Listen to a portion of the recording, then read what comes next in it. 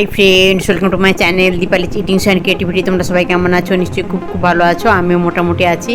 তো আজকেও একটা রেসিপি নিয়ে আমি চলে এসেছি, কিন্তু তার আগে ভাবলাম আমার যে দুটো পোষ্য ওরা কীভাবে খুনসুটি করে সেটাই তোমাদের সঙ্গে আমি শেয়ার করছি।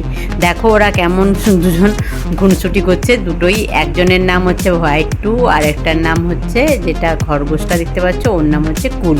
ও খুব শান্তশিষ্ট, ওকে দেখেই নিশ্চয়ই বুঝতে পারছো কতটাই শান্ত।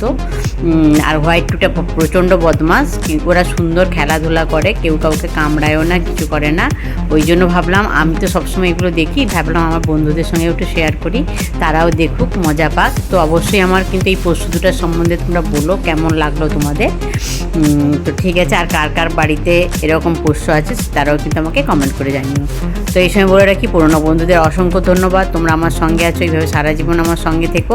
আমিও সারা জীবন তোমাদের সঙ্গে আছি। আর নতুন বন্ধুদের বলছি, যারা আমার চ্যানেলটা ভিজিট করতে আসছো তারা আমার চ্যানেলটাকে সাবস্ক্রাইব করে থেকে দিও, আর বেল আইকনটা অবশ্যই ক্লিক করে দিও, যাতে আমার ভিডিওগুলো দেওয়ার সঙ্গে তার নোটিফিকেশান তোমাদের কাছে চলে যায়। তোমরা আমার সঙ্গে থাকো, আমিও সারা জীবন তোমাদের সঙ্গে আছি। আর হ্যাঁ, আজকে যে রেসিপিটা নিয়ে চলে এসেছি সেটা একটু পরেই তোমরা দেখতে পাবে। এদের খুনসুটিটা দেখে আমার আর লোভ সামলাতে পারলাম না। আমি তো ভিডিও তুলেই নিই, আমি নিজের চোখে দেখি। তো ভাবলাম ভিডিওটা যখন তুলেছি তাহলে আমি আমার বন্ধুদের সঙ্গেও শেয়ার করি, যাতে তারাও একটু এদের খুনসুটিটা দেখতে পারে। আর হ্যাঁ বলছি, ভিডিওটা বরাবরের মতো ছোট হবে, তোমরা কিন্তু অবশ্যই একটা লাইক দিয়ে দেখো, আর পুরোটাই দেখো, কেউ কিন্তু স্কিপ করে দেখো না। আর ভালো লাগলে অবশ্যই নিজেরা বানিয়ে একবার খেও, আর বন্ধুবান্ধব আত্মীয় স্বজনের সঙ্গে শেয়ার করো, যাতে তারাও এইভাবে একবার বানিয়ে খেতে পারে। তো ঠিক আছে, দেখো এদের খুনসুটিটা তোমাদের কেমন লাগছে। তো আমার তো খুবই ভালো লাগে। আমার তো এইভাবেই অনেক টাইম কেটে যায়, এমনি তো রান্নাবান্না, ভিডিও করা, তারপর এদের খুনসুটি। তো আমার শুধু এই দুটোই পোষ্য ভাববে না, আরও অনেক পোষ্যই আছে। তোমরা আগে অনেক পুরনো যারা আমার তারা দেখেছো অনেক ভিডিওতে, তো দেখো সেসব দিয়ে হার মেনে গেল। তো দেখো এই যে রেসিপিটা, সেই রেসিপিটা নিয়ে চলে এসেছি। তোমাদের দাদাভাই বাজার থেকে বেশ বড় একটা কাতলা মাছ কাটিয়ে এনেছিল। তো পুরোটা আনেনি, অর্ধেকটা একজন নিয়েছিল আর অর্ধেকটা আমরা আমাদের জন্য এনেছিল। তো দেখেই পিসগুলো দেখেই নিশ্চয়ই বুঝতে পেরেছো যে মাছটা কত বড়। তো এর আগে আমি অনেক এই কাতলা মাছের টক ঝোল অনেক কিছু করেছি। তো আজকে মেয়ে বলল যে মা আজকে ঝাল খাবো, আজকে ঝোল বা টক খাবো না। আর তোমাদের দাদাভাই আজকে অফিসের ক্যান্টিনে খেয়ে নেবে, ও তাড়াতাড়ি অফিস থেকে চলে গেছে, তো ওর জন্যও করে রাখছি, ও রাত্রে এসে খাবে। তো দেখো সেই জন্য মাছগুলো আমি ভাজতে বসিয়ে দিয়েছি, আর এদিকে একটা বাটনা করে নিচ্ছি। তো এখানে কিছুটা সাদা সর্ষে আর আর কালো সর্ষে নিয়ে নিচ্ছি, আর নিয়ে নিচ্ছি একটা শুকনো লঙ্কা কেটে। তো এটাকে আমি এখন কি বলবো, গ্রাইন্ডারে পেস্ট করে নেবো। পেস্ট করে নিয়ে তারপর কিন্তু আমি রান্নাটা শুরু করে দেবো। তো দেখো সেটাই আমি করছি, তোমরা দেখতে থাকো, দিলে বুঝতে পারবে। তো সেই দেখো, আর এখানে যে গোটা জিরেও কিছুটা আমি দিয়ে দিয়েছিলাম, এতে কিন্তু টেস্টটা আরও সুন্দর আসে। তোমরা যদি এইভাবে একবার রান্না করো তাহলে কিন্তু সর্ষের সঙ্গে গোটা জিরেটাও একটু অল্প করে দিলে কিন্তু তার টেস্টটা একটু অন্যরকম হয়। তো দেখো মাছগুলো আমার প্রায় ভাজাই হয়ে গেছে। এবারে মাছগুলোকে তুলে নেবো, দিয়ে মূল রান্নায় যাব। কিন্তু মাছগুলোকে ভাবলাম প্রথমে তুলে নেবো, তারপর ভাবলাম না, দরকার নেই, আজ মাছের সঙ্গে তার অন্য কোনো সবজি দিচ্ছি না, তাই মাছগুলোকে একটা সাইডে রেখে আর একটা সাইডে তেলটাকে নিয়ে এসে আমি কিন্তু এই একসঙ্গেই রান্নাটা শুরু করে দিলাম। তো কিছুটা পাঁচ ফোড়ন দিলাম প্রথমে তেলে, দেখতে পেলে, আর দিলাম কাঁচা লঙ্কা চেরা দুটো, আর দিলাম একটা বড় পেঁয়াজ কুচি। তো দিয়ে এই মাছগুলোকে এক সাইডে রেখে এটাকে একটু ভেজে নেবো, একটু হালকা ভাজা।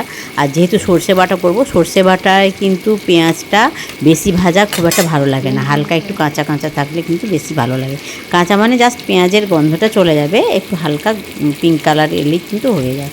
সেটাই আমি করছি, তোমরা দেখতে থাকো, সঙ্গে থাকো, দিলেই বুঝতে পারবে। তো আর ওই বাটনাটাও কিন্তু আমি গ্রাইন্ডারে পেস্ট করে নিয়েছি। তো দেখো সেই গ্রাইন্ডারে পেস্ট করে নিয়ে ওটাতে একটু জল মিশিয়ে দিয়েছি। আজকে আর সর্ষেটা ভাজলাম না, এভাবেই রান্না করলাম। তো এইভাবেই রান্না করতে রান্নাটা কিন্তু খুব দুর্দান্ত হয়েছিল। তো দেখো সেই সর্ষে যে বাটাটা করেছিলাম তাতেই জল দিয়ে, সেই জলটাই আমি এখানে ঢেলে দিলাম। ঢেলে দিয়ে এবারে পরিমাণ মতো লবণ দিয়ে দিচ্ছি, আর দিয়ে দেবো পরিমাণ মতো হলুদ গুঁড়ো, যে দিয়ে দিলাম। আর তোমরা তো সবাই জানো আমি সব রকম তরকারিতেই অল্প একটু মিষ্টি অ্যাড করি। তো আমি কিন্তু আজকে এই তরকারিটায় মিষ্টি অ্যাড করিনি। তো মিষ্টি অ্যাড না করেও কিন্তু রান্নাটা ভালোই হয়েছিল। মিষ্টি দিলেও তার একটা আলাদা রকম স্বাদ আসে, ভালোই আসে, কিন্তু চিনিটা না দিয়েও কিন্তু ভালো আসে। তো সেটাই আমি দেখছিলাম। তো এখন তো যা সুগারের অবস্থা, ঘরে ঘরে সুগার হয়ে যাচ্ছে, তাই মানে চিনিটা না খাওয়াই ভালো, তাই চেষ্টা করছিলাম। তো কিন্তু খেতে কিন্তু টেস্টি হয়েছিল। তো আর একটু সর্ষে বাটা ছিল, তো সেটাও আমি একটা চামচে করে 1 চামচ দিয়ে দিলাম দেখতে পেলে, আর দিয়ে দিলাম কিছুটা কাঁচা সর্ষের তেল। তো তোমরা যদি রান্না করো অবশ্যই কিন্তু এই কাঁচা সর্ষের তেলটা দেবে, আর যে কোনো সর্ষে বাটায় কাঁচা সর্ষের তেলটা তো খুবই ভালো লাগে। আর দিয়ে দিলাম একটা কাঁচা পাকা লঙ্কা, আর দিয়ে দিলাম একটা টমেটো কুচি কুচি করে কেটে দিয়েছে আমার মেয়ে, ওই দিয়ে দিল। তো দিয়ে এবারে মেয়েটাকে ঢাকা চাপা দিয়ে দেবো, দিয়ে আর একটুক্ষণ হলেই কিন্তু রান্নাটা হয়ে যাবে। রান্নাটা করতে কিন্তু একদমই সময় লাগে না, অল্প সময়ের মধ্যে হয়ে গেছিলো, আর খেতে কিন্তু দুর্দান্ত হয়েছিল। এই রেসিপিটা দিয়েই ভাত খাওয়া হয়ে যাবে, আর কোনো রেসিপিই লাগবে না। তো দেখো অনেক দিন পরে কাতলা মাছের ঝাল করলাম সর্ষে বাটা দিয়ে, আর খেতেও খুব ভালো হলো। তো সর্ষের সঙ্গে পোস্ত বাটা দিয়েও করে অনেকে, বা আমিও করেছি আগে, কিন্তু সেটার একটা টেস্ট আলাদা আসে, এটার টেস্ট কিন্তু আরও একটা সুন্দর আসে। তো সেটাই। তো দেখো আমি মাছগুলোকে হালকা খুন্তি দিয়ে হালকা করে উল্টে পাল্টে দিচ্ছি, দিয়ে এবারে আমার কিন্তু রান্নাটা হয়ে যাবে। আর বরাবরের মতো যেমন আমি তোমাদেরকে রান্নাটা কাছ থেকে দেখাই সেইভাবেই দেখিয়ে দেবো, দিয়ে কিন্তু আমি মেয়েকে খেতে দিয়ে দেবো। কেননা তোমাদের তো আগেই বললাম যে তোমাদের দাদা ভাই অফিস চলে গেছে, অফিসের ক্যান্টিনে খাবে, তার জন্য রেখে দেবো, সে রাত্রে এসে খাবে। ঠিক আছে, দেখতে থাকো, সঙ্গে থাকো, কেউ কোথাও যেও না। আর যে এতক্ষণ অবধি দেখেছো সে একটা কিন্তু যদি লাইক দিতে ভুলে গিয়ে থাকো তাহলে অবশ্যই একটা লাইক দিয়ে দিও। আর আমি যার ভিডিওই দেখি না কেন প্রথমে লাইক দিই, তারপরে ভিডিওটা পুরোটাই দেখি। তো ঠিক আছে, দেখো এই যে কাছ থেকে তোমাদেরকে যেভাবে আমি প্রত্যেকটা রেসিপি দেখিয়ে দিই সেভাবে কাছ থেকে দেখেছো, দেখতে যেমন সুন্দর হয়েছিল টেস্টটাও কিন্তু দুর্দান্ত হয়েছিল। একবার অবশ্যই তোমরা রান্না করে খেও। এটা আমি বড় কাতলা মাছ দিয়ে করেছি, এটা তোমরা বড় রুই মাছ বা অন্য কোনো মাছ দিয়েও করতে পারো এইভাবে রেসিপি, সেটাও খুব ভালো লাগে খেতে। এই প্রসেসে তো চলো মেয়েকে খেতে দিয়ে দিচ্ছি। দেখো বন্ধুরা, ওই যে কাতলা মাছের ঝাল করলাম সর্ষে বাটা দিয়ে, তো ওই সর্ষে বাটার ঝালটা এবার আমি আমার মেয়েকে দিয়ে দিয়েছি, ও খাবে, খেয়ে বলবে কেমন হয়েছে। নাও নিয়ে নাও হাত দিয়ে,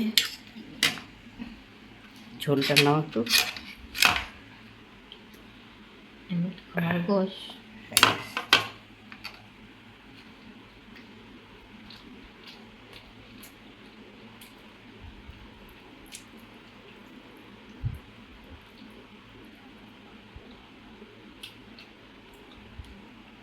ভালো হয়েছে। ভালো হয়েছে।